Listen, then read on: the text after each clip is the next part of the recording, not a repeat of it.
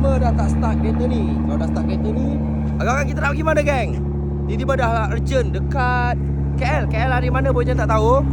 Tapi ada something, benda yang melibatkan dekat RM100,000 ni. Urgent, maghrib, geng. Tapi terpaksa sampai sebelum pukul 8 malam. Kau bayangkan sekarang pukul 7 lebih tapi 8 nak kena sampai. Di antara hidup dan mati. Hidup mati kereta lah, bukan hidup mati orang. Oh, dari gudang Bozijan ke KL pukul 8. Korang rasa tadi Bojan sibuk uruskan, korang tengok ni. Barang sol-sol sana sini tu, nampak? Stiker petak menandakan barang dah sol. So dekat sini full of sol. Tiba-tiba muncul. Dengar kereta bos tiba-tiba muncul. Alamak, tiba-tiba dia muncul pula. Okay, ini adalah gudang Bozijan. Agak-agak korang rasa sampai ke Bozijan. Doakan selamat, geng. So, kalau korang dapat Bozijan, pakai baju ni, macam ni, yang tegur Bozijan ni, Bozijan bagi berapa? RM100.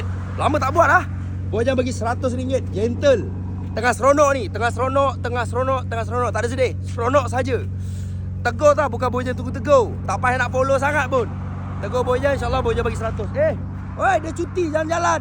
Korang asamnya tu, lobak.